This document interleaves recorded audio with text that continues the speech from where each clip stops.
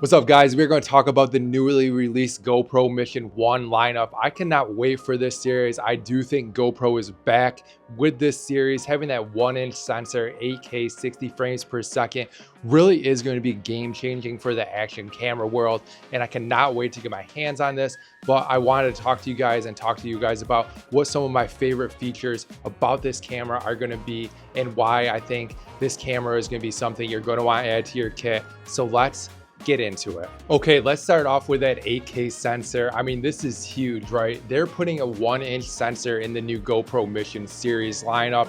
This is going to be the same sensor in all three cameras, and it is a 1-inch sensor. So think about the size of the sensor in the Osmo Pocket 3, and now you're going to have it in a GoPro action camera, which is going to be huge, right? What comes along with that big sensor? You're going to get better low light capabilities, higher frame rates, and you're also going to be shooting in 8K. As a consumer, you have so many choices. You can go the DJI route, you can go the Insta360 route, or you can go the GoPro route.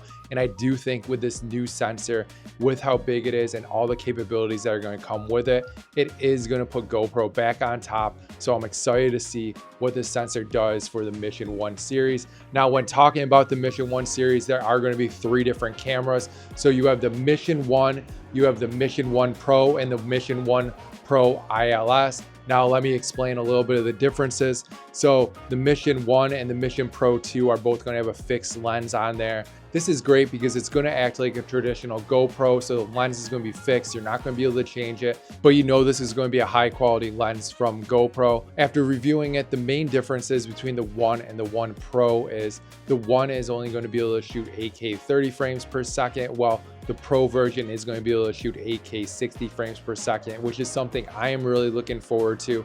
I love to shoot in slow motion, so having that 8K 60 frames per second really is going to be game changing on the Pro model, and I cannot wait to test that out. To have 8K in general, right, the footage is going to look so crisp coming off of that new sensor, and I cannot wait to shoot some cinematic slow motion shots with it and really get my hands on and begin playing with the GoPro Mission 1 series.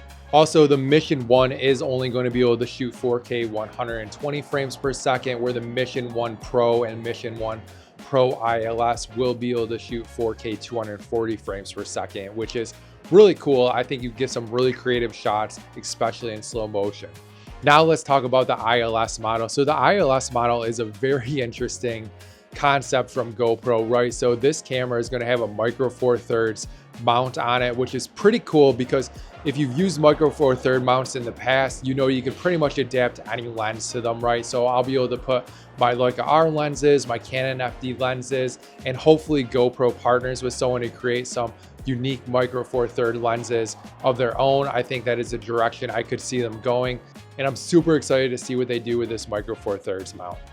Now, I know GoPro isn't known for their low light, but this is actually very exciting because with that 1-inch sensor, we're going to be able to let in a lot more light, and hopefully the low light capabilities on this new camera is going to be fantastic. GoPro teased a couple of videos that were shot during the nighttime, and the footage did look great. So I cannot wait to see more test footage coming out, especially when it comes to low light on the GoPro Mission 1 series. Now, what I am most looking forward to with the GoPro Mission line is incorporating GoPro Labs with it. If you've used GoPro Labs in the past, you know GoPro Labs is going to allow me to kind of hack my GoPro in order to get the best quality out of it. I can also change a lot of settings and control a lot of settings based on what I tell GoPro Labs to do to the GoPro. So on the website, it is confirmed we are going to be able to use GoPro Labs with the Mission 1 lineup. This is huge because right now it says the max bit rate is 240 megabytes per second on the Mission camera, but using GoPro Labs traditionally, I can bump up that bit rate. So if I really want to capture some high-end, high-quality footage, I know I'm going to be able to go into GoPro Labs and I'm going to be able to up that bit rate on the Mission camera. And because it has a new processor, new sensor, I'm guessing I'm going to be able to up it all the way up to 400 to 500 megabytes per second. And this is huge, especially if you are using that camera, which has the interchangeable lenses, because now you truly are getting cinematic quality footage in a GoPro. And I cannot wait. Honestly, this is game changing, and I'm really looking forward to all the creative ways I can use one of these new GoPro Mission cameras.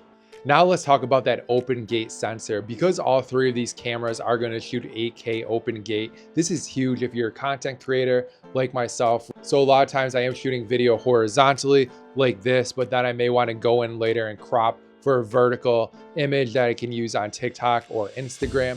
When you're shooting open gate, you don't have to worry about this as much because it is going to use that whole sensor, and now you're going to be able to crop horizontally and vertically in post, and you're not going to have to choose which one you would rather shoot with right from the get-go.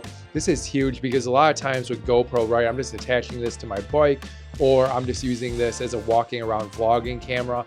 And if I could save the reframing for post, that is going to be massive for content creators, because now I don't have to think about whether I want to shoot vertically or horizontally right from the get-go. I can choose in post and think about that later.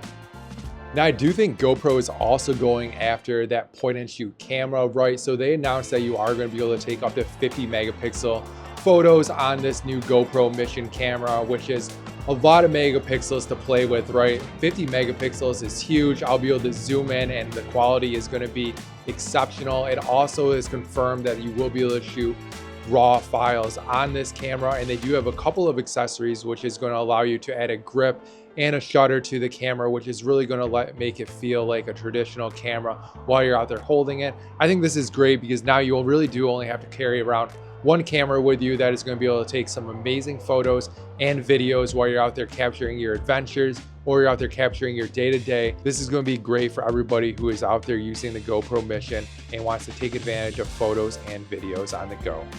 You are also going to be able to shoot in a log profile and be able to get 10-bit color coming off of the new GoPro Mission 1.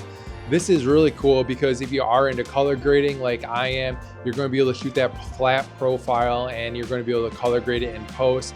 Now, I shoot a lot of log profiles on my GoPros that I have now, including this Max 2 and the GoPro 13. And GoPro's log profile is actually pretty easy to work with. They do already have a couple of LUTs that you can download from their website, which is going to take that footage and bring it back to looking normal.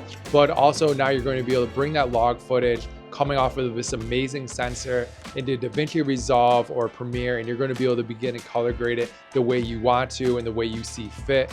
I do believe this is a new log from GoPro, so I am very excited to see how easy this log is to work with in post and how easy it is to incorporate into my workflow. And because it does have that larger sensor, I do think you're going to be able to get a little bit more depth off the GoPro, which is great.